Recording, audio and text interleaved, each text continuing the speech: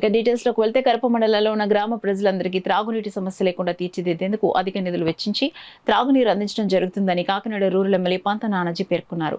ఉచితంగా వైద్య పరీక్షలు నిర్వహించాలనే ఉద్దేశంతో 50 లక్షలతో నూతనంగా నిర్మిస్తున్న బ్లాక్ పబ్లిక్ హెల్త్ యూనిట్ కు ఎమ్మెల్యే నానాజీ శంకుస్థాపన చేశారు. కాకినాడ జిల్లా కాకినాడ రూరల్ నియోజకవర్గం కరప మండలం వలసపాకల గ్రామంలో 27 లక్షలతో జలజీవన్ మిషన్ ద్వారా నూతనంగా నిర్మించిన రక్షిత మంచినీటి పథకం ట్యాంకును స్థానిక నాయకులు కార్యకర్తలు కలిసి కొబ్బరికాయ కొట్టి శిలాఫలకాన్ని ఆవిష్కరించారు. అనంతరం త్రాగునీటి కుళాయి ద్వారా త్రాగునీరు ప్రజలకు పంపిణీ చేశారు.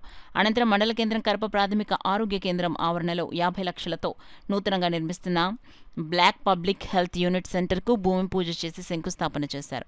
ఈ కార్యక్రమంలో R and B DE Srinivas, RWS AE Vardhan, MPDO Anupama, tahsildar Satyanarayana, Telugu Desam party coordinator Katakamsetti Bobby, మండల జనసేన పార్టీ అధ్యక్షులు బండారు మురళి, భోగిరెడ్డి కొండలరావు, ముద్రగడ రమేష్, అధిక సంఖ్యలో జనసేన పార్టీ నాయకులు కార్యకర్తలు పాల్గొన్నారు.